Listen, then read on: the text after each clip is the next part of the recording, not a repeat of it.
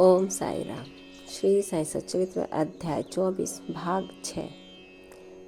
बाबा की भक्त परायणता। बाबा भक्तों को उनकी इच्छानुसार ही सेवा करने दिया करते थे और इस विषय में किसी प्रकार का हस्तक्षेप उन्हें सहन न था। एक अन्य अवसर पर मौसी बाई बाबा का पेट बलपूर्वक मसल रही थी, जिसे देखकर दर्शक गण व्यग्र होकर मौसी बाई से कहने लगे कि माँ, कृपा कर धीरे धीरे ही पेट दबाओ। इस प्रकार मसलने से तो बाबा की अंतड़ियां और नाड़ियां ही टूट जाएंगी। वे इतना कह भी न पाए थे कि बाबा अपने आसन से तुरंत उठ बैठे और अंगारे के समान लाल आंखें कर क्रोधित हो गए। साहस किसे था जो उन्हें रोके। उन्होंने दोनों हाथों से सटके का एक छोर पकड़ नाभि में लगाया और दूसरा छोर पास वाले खंबे को लगा के उसे पेट से धक्का देने लगे। सटका यानी सोटा लगभग 2 या 3 फुट लंबा था।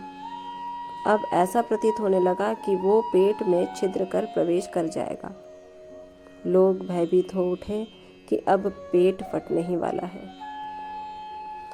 अब बाबा अपने स्थान पर दृढ़ हो उसके अत्यंत समीप होते जा रहे थे और प्रतिक्षण पेट फटने की आशंका हो रही थी। सभी किंकीर्तवी विमूढ़ हो रहे थे। वे आश्चर्यचकित और भयभीत हो ऐसे खड़े थे मानो गूंगों का समुदाय हो। यथार्थ में भक्तगण का संकेत मौसी बाई को केवल इतना ही था कि वे सहज रीति से सेवा शुश्रूषा करें।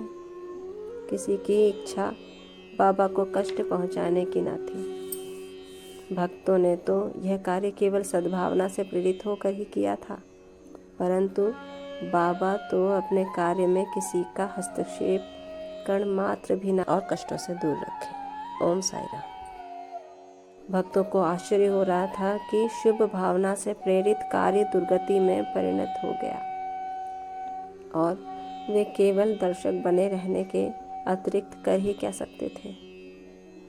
भाग्यवश बाबा का क्रोध शांत हो गया और सटका छोड़कर वे पुनः आसन पर विराजमान हो गए। इस घटना से भक्तों ने शिक्षा ग्रहण की कि अब दूसरों के कार्यों में कभी भी हस्तक्षेप ना करेंगे और सबको उनकी इच्छानुसार ही बाबा की सेवा करने देंगे। केवल बाबा ही सेवा का मूल्य आंकने में समर्थ हैं। ओम साई राम।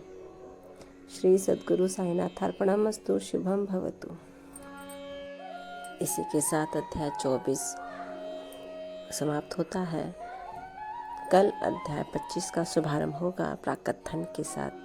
तब तक ओम साई राम। बाबा आप सब पर कृपा रखें, आपको आशीर्वाद दें और कष्टों से दूर रखें। ओम साई राम।